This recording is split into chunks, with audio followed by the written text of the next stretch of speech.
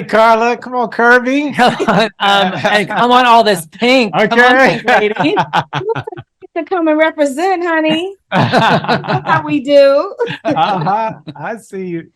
You know how we do. But I wanted to commend both of you guys on how this was done and how it was directed and choreographed and all of that, because I feel like it kept the spirit of the Grease franchise alive and updated it in a way that wasn't disrespectful or trying to take it someplace crazy where you sitting there going, what the hell are they doing? So I appreciate you bringing it into the 21st century while still keeping the spirit of the franchise. Having said that, I want to talk about how challenging it was to choreograph it and do all of that and direct it and do all of that. So, and then I really want to talk about the music, because the music, I love how the first couple of episodes, I kept hearing Ruth Brown a lot.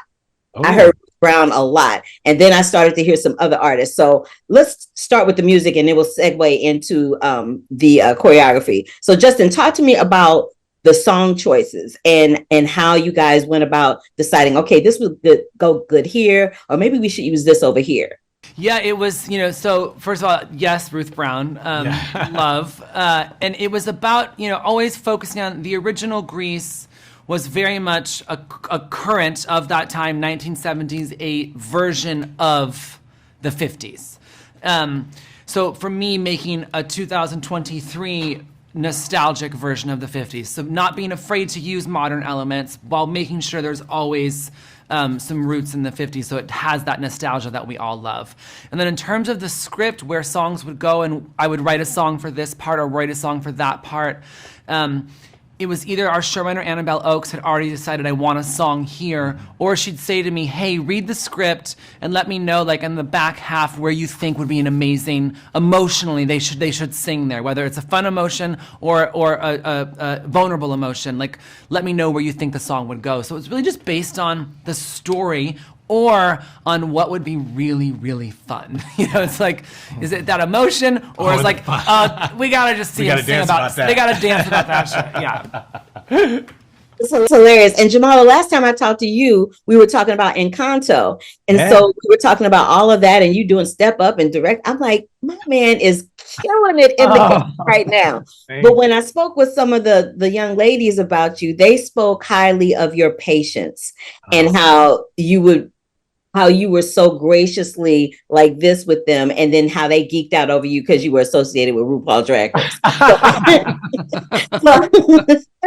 So I just want to talk to you about, what is that like to be able to know that you're going to have some people that choreography is going to be challenging for them and they're not going to retain it, and they may have to do it 5,000 times. So I would love for you to speak to that for a second, if you wouldn't mind.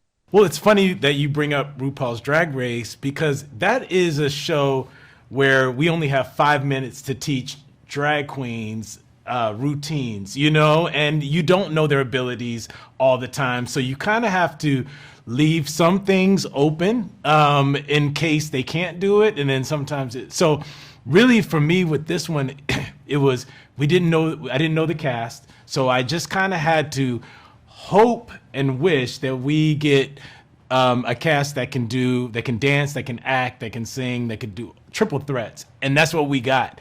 And so with them, it was a little bit easy because I love the idea that, I don't ever want to put something on somebody that doesn't feel natural or feels weird. And so they would always let me know if it felt comfortable for them. And that was the most important thing, because when they feel uncomfortable, the audience will feel it, and I'm not trying to force anything on it. And honestly, it just worked out. And I love those girls so much. And, so I'm just glad that we got it done.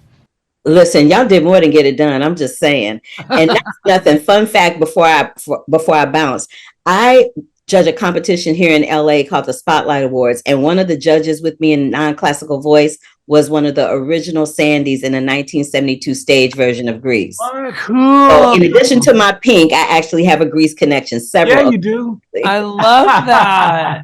That's amazing. Yay, snaps and claps. Well, I gotta go. I wish I had more time with y'all. I have so many more things to say. Nice to meet It you. was nice to meet you. Congratulations. And I'm looking forward to everybody else coming into this version of Grease. It was really wonderfully done. Thank you so much. So nice to meet you. Nice meeting you. See you next time. Bye.